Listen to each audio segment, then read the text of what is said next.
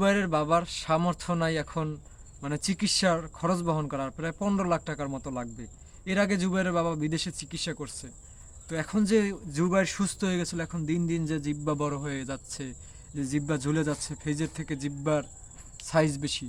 তো চিকিৎসার অভাবে কোনোভাবে যদি জুবাইরের মৃত্যু হয়ে যায়, তো কিয়ামতের দিনে যদি আল্লাহ তাআলা কাছেও দাবি করে যে আমি তো 12 বছর বাকি 10 বছর অসুস্থ থেকে জিব্বা বড় হয়ে গেছে, আমি খাইতে পারি না, আমি কথা বলতে পারি না, আমার জিব্বা থেকে রক্ত পড়ছে, আমাকে কেউ সাহায্য করেন, এই দাবিগুলো যদি কিয়ামতের দিনে আল্লাহর কাছে কোনোভাবে করে, আপনি আমি কিন্তু মানে কোনো জবাব দেওয়ার অপশন থাকবে না। আপনারা আমারে মানুষ হিসেবে আল্লাহ কেন পাঠাইছে?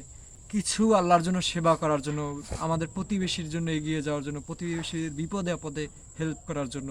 বাকি ওই তো নিষ্পাপ শিশু, মানে পবিত্র, ওরে আপনারা সবাই ভালো চোখে দেখে ওর জন্য সহযোগিতা করেন, ওর চিকিৎসার ব্যবস্থা করে দেন।